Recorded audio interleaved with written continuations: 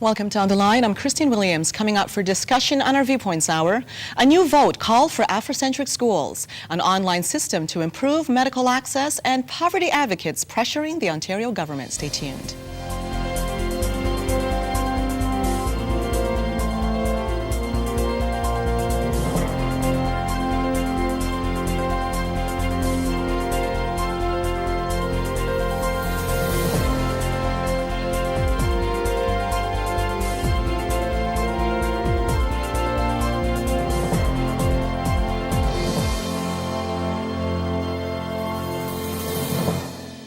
And these are the issues we're presenting today to our Viewpoints guests for commentary. 2 Toronto District School Board trustees are pushing to reopen the vote on Africentric schools now that Queen's Park has refused to foot the bill. A Quebec company is developing a doctor web service to allow patients to reach physicians by video conference. Could this be the solution to quicker access? And poverty advocates are pressuring the McGuinty government to move quickly on an anti-poverty strategy in the face of an impending economic downturn. Now let's meet our Viewpoints guests. Robert Metz is president of the Freedom Party of Ontario, and Michael Shapcott is a poverty advocate and senior fellow of the Wellesley Institute. And you, the viewer, you are our third guest. Our phone lines are open for you to call in with your comments on any of the issues we're talking about today. Thank you both so much for joining me. It's great to see you again, Christine.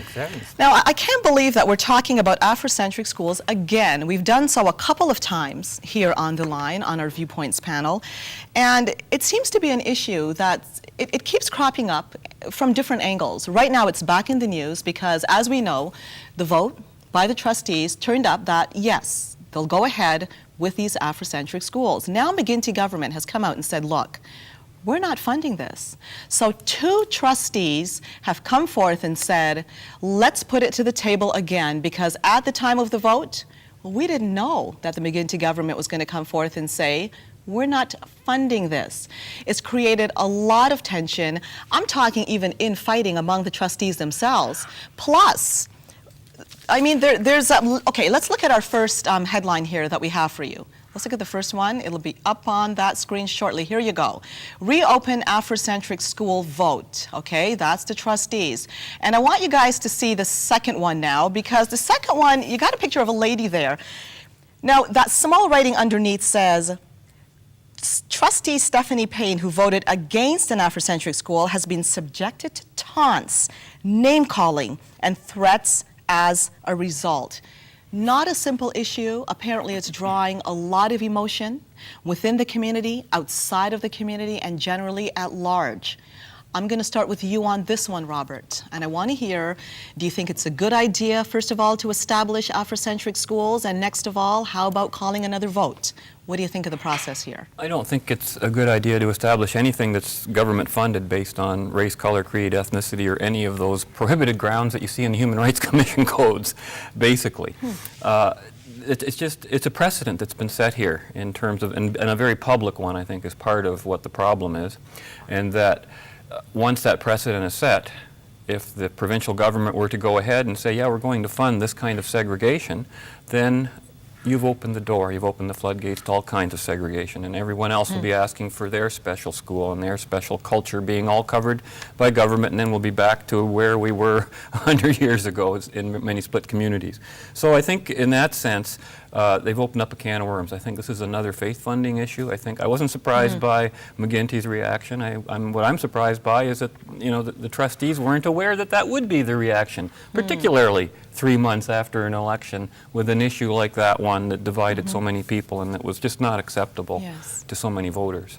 Michael, your position on this? Well, I actually think that it's an important debate. It's an emotional debate. I regret that the debate has turned nasty. I regret that people are issuing death threats and so on, because I think that takes away from the important debate. A big city like Toronto, what used to be known as visible minorities are in fact almost the majority now. About 45% of Toronto's population are not white. So therefore, it's natural in the evolution of the city that people begin to think, is the school system meeting the needs of all of the different cultures and so on? Now in Toronto, there already is, for instance, a First Nations school, which specializes in issues and culture in terms of Aboriginal people. That's a good thing in my view. I think this debate is an important debate to be had. But I want to just actually say one little personal thing. When I was 12 years old, my dad moved our family down to Denver in Colorado in the States. And we ended up as a little Canadian family living in a neighborhood that was a black neighborhood. There were, in my high school, there were probably about 5% of the students were white and the rest were black. And I actually, in high school, remember going to what were called there Afro-American courses, like Afro-American history and so on. And I actually found some of those courses quite rich and interesting. I learned a lot of things that I wouldn't have learned if I'd just been in the so-called mainstream things. So I think there are some issues at the heart of this debate that do need to be talked about more. So you do understand the process and why I do it's understand, being and I don't think the issue proposed. is segregation, with respect. I don't think the issue is to sort of say, let's yank people out of the system and let's stick them somewhere and put labels on them. The issue is the school board in a diverse city like Toronto, where the minority, the so-called visible minorities, are just about to become the visible majority, are they being properly served by the school board? That would, in effect, then make all of this unnecessary, because if they're the visible majority, then the natural school system would become that color. Well, I think what of natural consequence. Yeah, but what people are saying, I think, is We're that talking the about a school board curriculum as well. Right. Yeah, now, but the school system, board system is not providing the kind of depth around not just around history, but culture and those sorts of things. And remember, the so-called Afro-Canadian community is made up of many different groups. There are people from Africa, there are people from the United States, people from the Caribbean. From the Caribbean, exactly. And all of them have a rich and different cultural background, history and traditions and so on, and all of them ultimately need to be reflected. Again, they may all be black and all have very different cultures, so you're still not talking about the same culture, even if you're talking about the same skin color. Well, it was discussed in the past when they talked about these Africentric schools that it will focus on black history, dating back, I suppose, to the origins of Africa. Now, one thing that McGuinty did say, he's not opposed to having some sort of a curriculum change within the system. But when it comes to segregation, this is the issue he's having a problem with. Which seems to be the issue that a lot of people are having a problem Do with. you have to segregate kids from a complete curriculum just because of one subject? I mean, history, as far as I can see, is the only subject that might be affected by this. The color of your skin is not going to affect geography or science or mathematics. I think it goes back to identification too, because one thing I'll say, this is not the first time Afrocentric schools have been proposed. In Nova Scotia, which I was surprised to find out, there's one set up there, and at the beginning, with this particular demographic, it was a 4% graduation rate. It's now a 90% graduation rate. And there's some models in the States as well where they're saying it's highly effective. But the question remains, is it really time to institute that in a very multicultural, diverse place like Toronto? Yes, you'll argue it's multicultural, but at the same time, it's one segment of the multicultural group. Well, there's a lot of issues in Toronto's black community that go far Precisely, beyond precisely. Let's the discuss schools. that for a moment. For instance, our research institute, along with the University of Toronto Centre for Urban and Community Studies, in December released some very important research on neighborhoods in Toronto, showing incomes and showing that the poorest neighborhoods in Toronto are the neighborhoods with the least number of white people. It's what's known as the racialization of poverty. We know that there's a real context there. We also know that in terms of kids who are struggling in school, kids who are having trouble graduating and so on, that there's a significant component of non-white students there. So those are the issues we have to address, and we have to, I think, address them in a really sensitive way. It's simply to sort of say, well, let's just segregate a bunch of kids and stick them in a school is, of course, not the solution. But to accept that there is a different experience that black people in Toronto have from white people and black students have from white students, that needs to be addressed in some way in the school system. That, I think, is what the Afrocentric school proposal is dealing with. Well, we're going to have to go for a break. Maybe we do need to discuss how perhaps. I mean, we obviously have an issue here, enough so that the Afrocentric schools were proposed in the first place. So, yes, we agree, there's an issue at hand. How do we best deal with it? We're going to go for a break. Our phone lines are open. We'll be back after this. Stay tuned.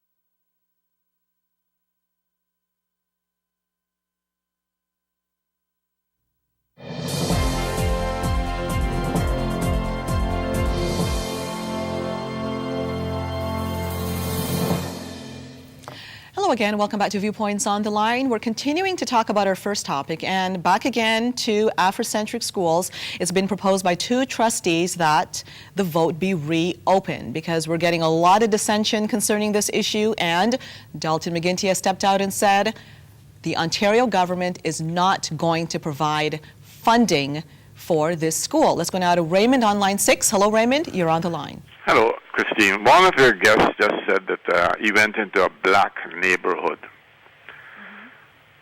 There might be a neighborhood where blacks are living, but the neighborhood is not black. So you don't have a problem with him saying in a neighborhood where blacks are living, but you don't like the terminology a black neighborhood? People have to be more careful about terminology. You know what I mean? Because the neighborhood is not black, but there are black people. And actually, there is no such thing as a black person. And living in a neighborhood, right? And to see black means dark. And to see what's going on in the dark, you would need a torchlight or something when you go in there. Raymond, what term will you prefer? Huh? What term will you prefer?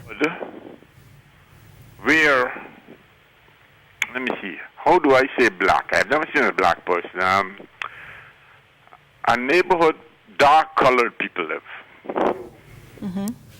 Response? Well, I think Raymond is right that words are very, very important. And when I was talking about the research that we released, which shows there's a correlation between levels of poverty and neighborhoods where there's a large majority of visible minorities, of people of color, of black people, those are facts. The meaning we put on those facts is another question. But I think that and this is part of what's fueling the Afrocentric school debate, is that we do know that there's a different experience that people of color have that many people of color have in a city like Toronto than white people have. And we need to have an open and honest discussion about that and about ways we grapple with it. Maybe in the end an Afrocentric school is not the solution. Maybe there are other solutions to address some of these persistent issues. You know, Raymond, thank you for calling in with that comment, because Raymond opens up a whole new area that I want to discuss a bit here, but you've got something to say first, Robert. I think Raymond's trying to properly avoid a label that's being put on everyone.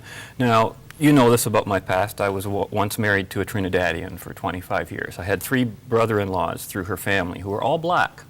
One was Jamaican, 2 were Trinidadian. And I still consider them part of my family. They're still the uncles to my kids and that kind of thing. And they're as different from each other culturally.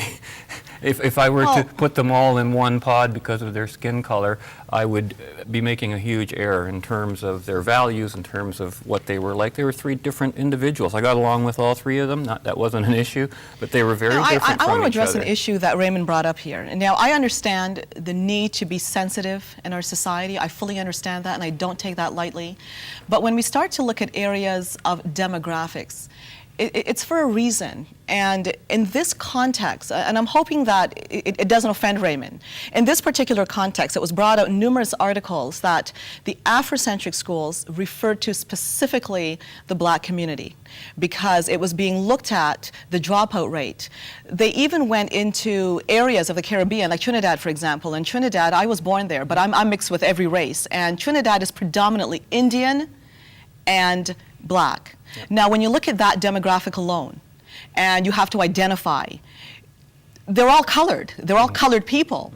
But you see, just like you look at Arabs, they're colored as well. But the thing is, we start using these terms sometimes. I mean, some people throw around racial labels in a derogatory way and stereotypical ways, but I'm trying to find individual. And yes, but I'm trying to find a better way. Like, please express it. Of expressing when you're dealing with a situation such as this and you want to get specific because you're trying to help in any context a target group of people, whether it be the elderly, whether it be the youngsters of our society, whether it be somebody that's black, somebody that's Chinese, that's Arab, that's Indian. How do you term these things? Because you're identifying for a reason. That's the reason why it's called Afrocentric schools, because you're looking at the Black history. Black History Month is coming up, and it has a specific connotation for a reason in a positive way, looking at Black history. It's not Indian history, which is also colored. It's Black history. So if somebody else can come up with a way to identify, let me know about it, because I know some people are stereotypical, but sometimes it's valid. You need to express what you're referring to. How do you get around it? And I think, you have to, of course, everybody is, on an individual basis has worth and value, and we celebrate. Well, we'd like to think so. We celebrate yes. that, but the minute we put them into a group, all that's out the window. But the lived experience of people, there are common lived experiences that people have, and that's when we begin to need to look at these group issues. Now, I like to let various groups figure out their own labels. When I first moved to Denver, I mentioned I moved there when I was 12 years old. The term Negro was still a term that black people with a sense of pride were referring to themselves, and then it was Afro-American, then people of color. Precisely. And I think difficult to. I think to a certain extent the sort of correct term, we leave that to people to do. But what's important is that there is a shared experience that people have, and we can say some things about that shared experience, and we can allow people to explore that shared experience. I don't think the issue here is about the experience and the curriculum. I mean, if these were private schools we were talking about, we wouldn't be having this issue here. It's because it's coming public from funds. the public It's public purse. funding. It's all coming from one place. Yes. And one of the reasons for the success that some people have pointed to where other groups have been segregated is because those groups have been given special and extra resources and extra people to work with in terms of helping those people out. And then what do you get? You get the complaints from the rest of the system that says, well, they're getting more money. It's happening. I think that's an underlying issue. You can't avoid it. It's inevitable.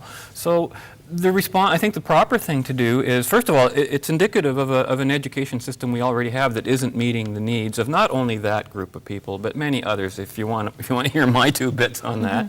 And of course, I listened to your own show here last week, and you had Dr. Hutchison here, who made very clear that we're not talking about blacks at a certain, it was black males in a very specifically local geographic area. Yes. So to me, that's not even a race issue in that sense. It's more a subculture. It could have been any color. It could have been. It's irrelevant. It's a subculture of kids getting together, either guns, violence, whatever it is, drugs. Who knows? The problem is at the moral level, at the respecting other people, including themselves. I mean, they're shooting themselves. We're not making targets. I'll tell you before I go to the phone lines. I don't even think we've begun to scratch the surface on how to deal with racial issues in our country. I'll tell you that, because on one side you've got people that are oversensitive, and on the other side you've got people that are racist and insensitive. So balancing them, we're going to get back to you on the phone lines after this. Stay tuned.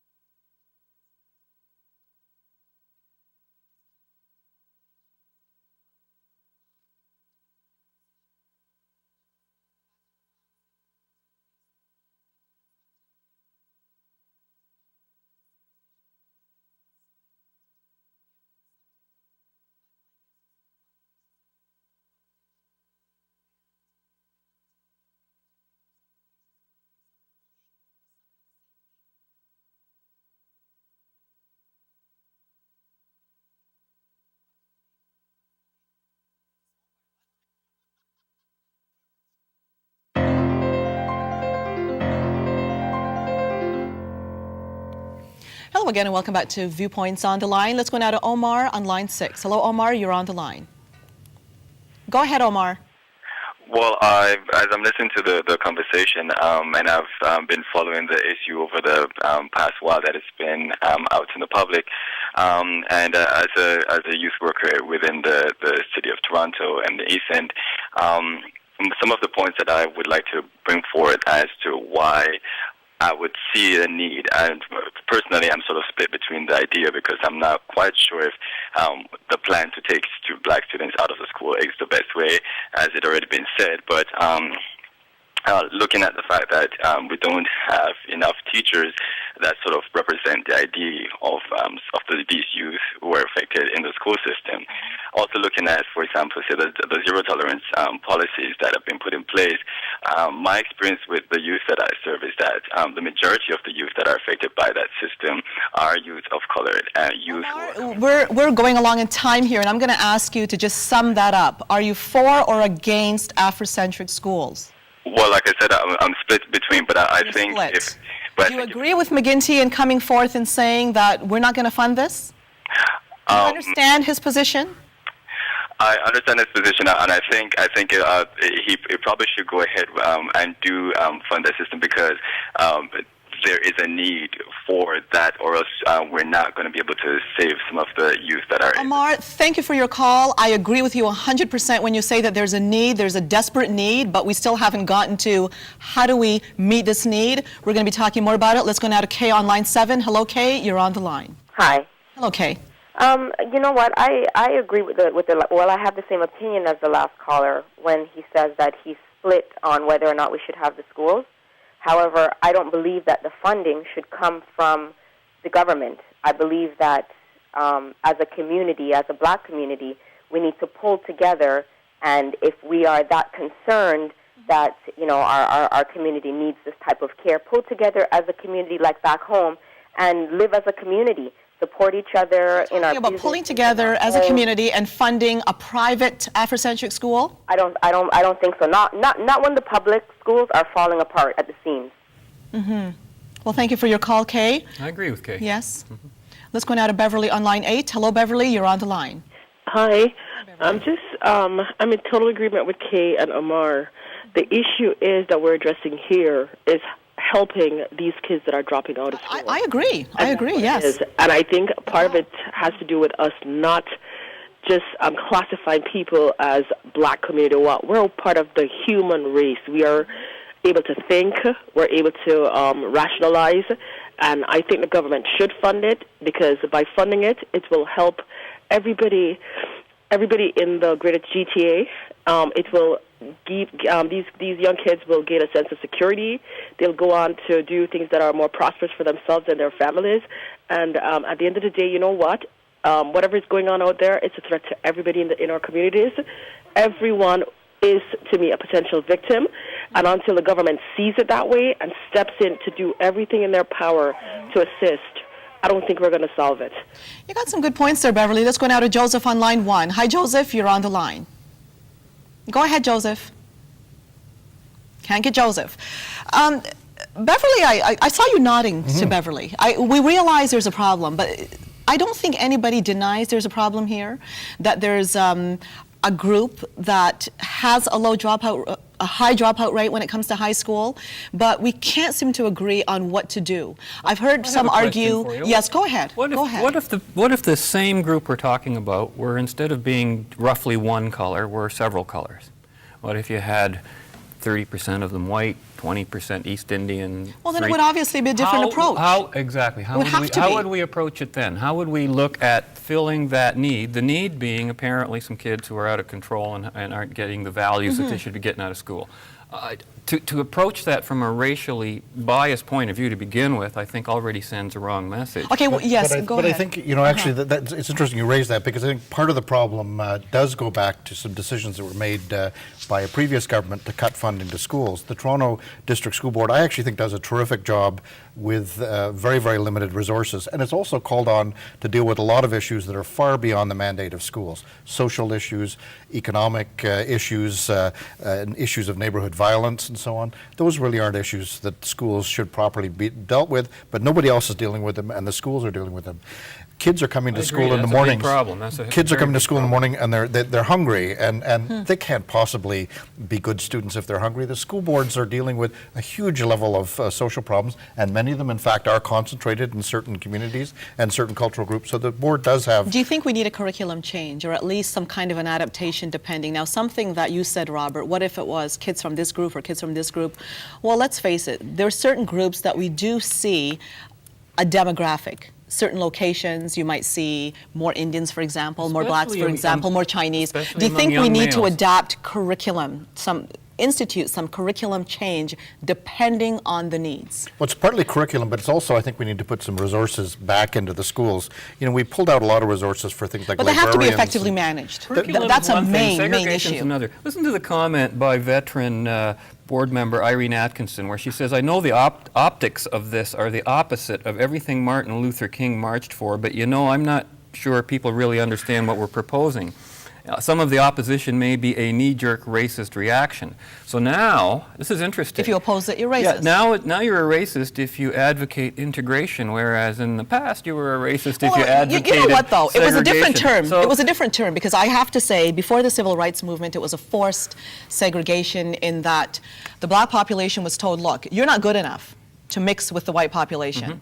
But now there's been an identifiable problem, and they're looking at solutions to deal with this. Not to say I agree with the approach. I know it's different now, but I will say that not because you disagree either makes you racist. That's the offense I took to that particular statement. Right, but you know, because I know a lot of black people that do not like this idea. There are a lot of black people, but let's go back to the basics. What we're talking about is a particular population that's struggling, and we need to get some resources in to assist that particular population. I agree. It's not coincidental that they happen to be black males, as Dr. Hutchison talks about.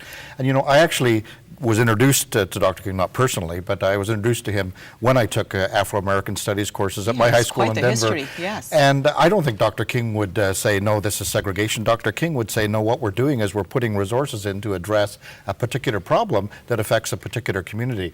Dr. King wouldn't say that was segregation. He would say that's the thoughtful application of resources to deal with a real problem. Again, I see resources as separate from segregation. I see, yeah, put the resources in. Give them the resources they want. Give them the class they want. I have no objection to that in and of itself. But when you say, let's take this group of people out basically on the basis of their color, we're supposed to live in a nation that is almost paranoid about color, race, creed, ethnicity, everything, and preaches every day on every newspaper ad, in government advertising, race is not important, color is not important, these are irrelevant, and then every piece of legislation that follows, race is important, color is important. We know it is, and you know what? We're sweeping a lot, in our culture, in our country, we're sweeping a lot under the carpet. We're going to go for a break, and I'll return after this. Stay tuned.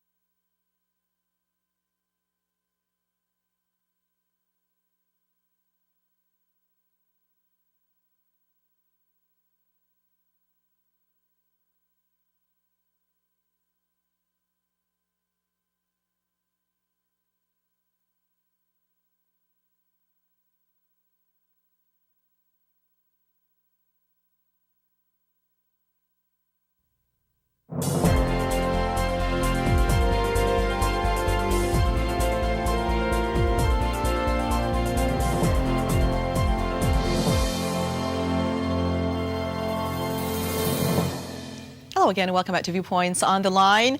To reintroduce our guests, Robert Metz is president of the Freedom Party of Ontario, and Michael Shapcott is senior fellow with the Wellesley Institute. He is also a poverty advocate. Now, for you on the phone lines, we're going to get back to you shortly. And as you know, you're welcome to call in to talk about any of the subject matters we're discussing today. So even though we're moving along with subject number 2, I haven't forgotten you on the phone lines. We'll get back to you shortly, but let's introduce our second subject matter. If we can just see the headline there. Online doctor's appointments being planned for Quebec. Quite an interesting point here.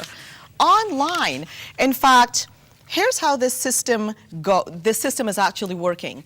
It's going to be a chance for people to have a video conference session with the physician on hand. And it's being suggested that this is perhaps the solution to the crisis that we're having. But someone who speaks against it, here's the argument. Well, if you're going to find time to be video conferencing with patients, why can't you find the same time to meet with them? That's one concern. Another concern is it possible that we could let perhaps a serious case slip through the cracks because we're not seeing this person face to face? I have concerns, but this company is going ahead in Quebec, and it seems to be a pilot project because the plan is to have it available across the country. Do the two of you see it as perhaps a possible solution to the doctor shortage? Well, there's a good side and a bad side to it. The good side is, I think, you know, the new sort of, I shouldn't reveal my age, the online collaboration tool. You're saying go ahead there. Are you going to reveal yours, Robert? All this sort of stuff. I look at my teenage kids, and they spend so much of their life in a very rich way on the internet, as sharing information, all that sort of stuff. So I think there's some real potential. I think it shouldn't be discounted as a good way to do things. And goodness knows I've spent a fair part of my life sitting in waiting rooms, waiting for doctors, and I think if only I could just be sitting in front of a computer, all I need is a simple question to deal with, and I just click on when the doctor's ready to see me. So I think that's a good thing. What I don't like about this is that it's taking it out of the public health care system. There's a private element, and I'm worried that anything that takes away from our public health care system is going to take us back to the bad old days, where if you're rich, you're healthy, and if you're poor, you get sick and you don't get help. Yes, because there's a fee. There's a fee, There's as you rightfully said. Some $10 for a monthly fee to be part of this service, and $50 for each actual appointment you get by video conference. Your opinion on this, Robert? It's not really particularly cheap, but I think it's a great idea as a service. It's certainly for a preliminary discussion. It's much better than what we've got now. A lot of people don't have a family doctor anymore. Sorry? Now, what you said there is very key. You said for a preliminary, because you wouldn't do surgery here, overlap. well, my concern is, okay, it says it's not aimed at complicated cases, but we do. I mean, how many times do you hear about the patient that goes in to see the doctor under some set of supposedly minor complaints, and then really speaking, after a thorough exam and more questions, it turned out to be something completely opposite to what that person thought. Like, I'm concerned about complications, but I'm concerned about complications falling through the cracks. When you see somebody and you do certain tests on them there and then, maybe their blood pressure, whatever else you may see as a medical doctor, I'm concerned about serious cases falling through the cracks. That's my biggest concern. Well, that again depends on the general practitioner on the other end of the screen, who would have to know the same thing you're just saying. He would know what he is capable of identifying and what he's not. However, you know, this whole thing is shrouded in this myth that we have in this country that we don't have private health care. Everything is private health care. What is not private is payers, can't be private. And that's what the issue is. The issue is that we have a single payer system. And that's what they call the public health care system, which is nonsensical. It's got nothing to do with private service. All the services are private. Always have been, always will be, or they wouldn't exist. Simple as that. So the issue is who can pay. And when a government tells you, any government tells you as an individual, you are not allowed to contract with a doctor, or he can't contract with you, one of you is a slave and the other one's a vassal. You just don't have any rights. I have a right to pay if I want to, even if I had OHIP. Let's say I could force OHIP to pay. What would be so morally wrong about me picking that $50 out of my own wallet and paying it? And yet the healthcare system would scream about that. That would be my crime. And the reason why it would prostitution. Scream, and the reason why it would scream is because the minute we get into a two-tiered system, then the rich get the two-tiered system. There's no tiers. Tiers is an imagination. No. Tiers is exactly what we used to have in the good old days, back when the government didn't have the single-payer system, where rich people got to pay for their their health care. Rich people still can. And poor people did not get access to health care, and poor people died. And now the middle class doesn't have access to health care either, because more and more of them are being pushed out into those waiting lists and going to the United States, going to India of all places, which is a hot place for really cheap and what would be expensive here. You can see it happening. And why should the government interfere? Why do you think that one person's right to pay for their health care deprives another person of their right? That's not even logical to me. Well, So you're not suggesting to do away. You're not suggesting, for instance, when you look at this whole issue of private Everybody thinks care, it's a fixed pie. you're not looking at doing away with the whole system as we have it. You're just looking at an option to pay if you want. Well, of course, That's we've what you're always looking at. said So you that's should why be you able agree to with pay this one. direct, you should be able to pay by private insurance, by public insurance, not taking away OHIP. You should be able to pay by charity, corporate research grants, but the one thing we insist on, the only place in the world, even amongst all the other, except for Korea and what's the other one? I think Jamaica or someplace like that, where they ban private payment for medicine. It's just outrageous. And what does that do? It puts everybody into the same line, creates a longer line, creates fewer doctors who might not want to work in that system, and who's better off for it? Well, I think if you want the other model, which is you got money you pay, you look at the United States where the government doesn't intervene. Obviously, what do you have didn't in the hear a United word States? I just said. I just gave five You know methods of what? payment. Listening to the do you two have in of the United you, States? the capitalist and the poverty advocate, you two are going to have a ball on our last topic. But before we go for a break, I'm going to go to you quickly on the phone lines. Let's go now to Phil on line 6. Hello, Phil. You're on the line. I was going to comment on the school situation. Yes, go ahead, Phil. That's okay. Okay. I don't think they realize that you can set up a school board. Any 6 ratepayers are allowed to set up a school board, but they've got to get people signed up in the assessments, and then the makeup. You will get a grant, but the difference means you're going to have a higher mill rate to support the school. I went through this with the Catholic board 5 years as secretary, and we always had a higher mill rate than the public school. That's what they don't understand. It costs money, and they're going to have to do that work. Any white person is not interested in setting up a school board to run it for the black people. They're going to have to do it themselves. Phil, thanks for your call. Let's go now to Howard on line 1. Hello, Howard. You're on the line. Well, I agree with an earlier caller who said they should fund it themselves.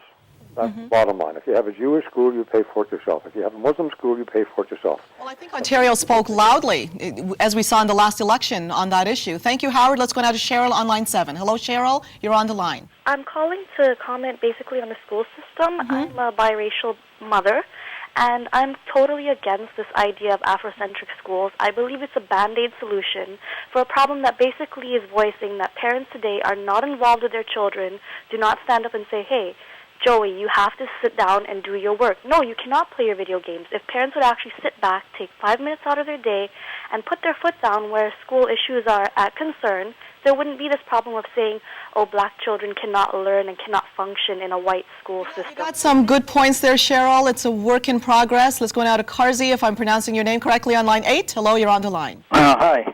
Yes, go ahead. Yeah, my main point is that if in a specific school you won't get the mainstream exposure. So at the end of the day, you have to work in society, in Canadian society, so you can work. There is no specific black venture in our society where you can work. At the end of the school, you have to work in Canadian society, mainstream. You don't like the idea of separation. Okay, we're going to go for a break. We'll be back after this. Stay tuned.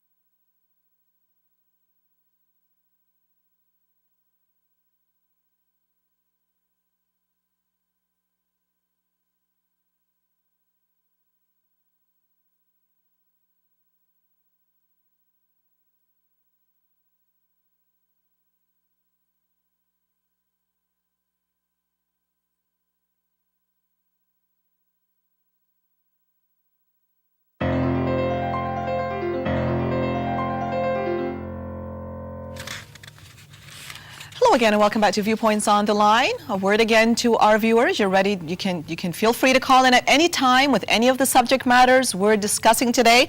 We're going to move on along now with our third subject matter and take a look at the headline. Poverty Plan Crucial, activists says. There you go. Now, what's behind this story is this. It's been discussed, and it keeps on gaining the headlines of business news that we're going to face. In fact, perhaps we're seeing it already south of the border, and we tend to be affected by anything that goes on in the States. There's a sneeze over there. We're going to feel it over here, primarily in Ontario. Now, there's a predicted economic downturn that we're all looking for. A group of poverty advocates have said here, we've got to start looking out specifically for the poor, that because of this downturn, there needs to be put in place an anti-poverty strategy immediately by the Ontario government. Now, of course, we're going to hear both sides of the issue. Look, when recession hits, we don't know who's going to be affected and how. You're going to find middle-class people that are going to be drastically affected. They're going to end up part of what's known as the poor in this country. There's no simple solution. When something like this hits, people end up losing their houses, the poor get poorer, as they say, the rich get richer. So the question is, do we need to put a poverty plan in place? Do we know enough to put one in place? And how do we do so? It's been suggested here that we need to look at issues like minimum wage, perhaps increasing minimum wage. This is something that's being discussed quite a bit. That's one of the strategies. I don't think we need a poverty plan. I think we need a wealth plan. And we need a plan to make our nation wealthier, make our province wealthier, and forget about poverty, because if all you're thinking about is poverty, that's where you're going to head. And that's exactly what we've been doing. Well, now, the way to create wealth is to do almost everything the opposite of what's being advocated by the so-called poverty. People want to eliminate poverty. I've heard it all before. I've got newspaper clippings going back years and years and years that read exactly like that. We've got to start a poverty plan. We're going to wipe out child poverty by the year 2000. We're going to do this. We're going to do that. And it's all ridiculous because it's based on a completely false assumption that poverty is somehow that it can be erased just magically by giving people money or taking money from those who earn it and giving it to those who don't. That doesn't eliminate poverty. Poverty is a much broader condition. And if you want to identify poverty, to define it, which is a big issue that they talk about, we only talk about relative poverty. If you've got Peter and Paul on an island by themselves and they're both poor, dirt poor, then neither of us would consider them poor. But as soon as one of them worked and created some wealth and built a little hut, he'd be rich and the other guy would be poor, and that would be the end of it. And all of a sudden, that man's virtue who built something is considered evil, and the person who did nothing is considered deserving and needs the other person's help. And that is a very destructive philosophy, I think, to any society that practices it, and that's what you see in most government programs. It's a different matter. It's totally different from charity, from other ways of helping, but when the government gets into it, they can't do anything. Government has no resources of its own. It takes them from other people. Those other people are invariably the middle class. The middle class gets beat from both ends through corporate welfare and through welfare for the poor, and that's why they're hurting so much. So I don't know what solution you're going to have other than a layoff, lower taxes, get rid of the minimum wages, for heaven's sake. You don't need the minimum wage. If you can't afford to work for something that somebody's going to offer you, you won't work for them. It's automatic that you wouldn't do so, wouldn't you? Michael. Okay, go to it, Michael. Canada and Ontario and Southern Ontario in particular in the last 10, 15 years has been fantastically wealthy. We've generated more wealth than we've ever generated in the history of this region, and yet we've also generated more poverty. And yes, you can measure poverty in things like the number of people who are evicted because they can't pay their rent. You can measure poverty in terms of the number of people who can't afford to put food on the table and therefore are starving. They're going for a day without eating, and they have to go to food banks in order to get food. So you can measure poverty. But what's important is that many countries around the world are realizing that there are in fact effective strategies to end poverty. The United Kingdom has a strategy to end poverty. Ireland has one of the best strategies to end poverty. So there's no poverty over there? And Newfoundland and Labrador, and it's being reduced. Newfoundland and Labrador has adopted one. Okay, before we go on, here's what the group wants. Okay, one of them is to raise the minimum wage, another strategy to provide more affordable housing, another one, well, the government needs to define poverty. So there needs to be more input on how you even define poverty. And the other one is, well, that was it. That was it, because there's been a lot of debate around this. Now, I'm curious here because you're talking about that they found certain strategies to put in place to do this. How do you do it? What strategies do we need? Well, it's very simple. If you want to eliminate poverty, you got to get more money in the pockets of poor people. And I'll tell you, one way you don't do that is by the kind of cuts that we've seen in the last 15 years. We've seen things like cutting income assistance programs like welfare. There was a brilliant idea.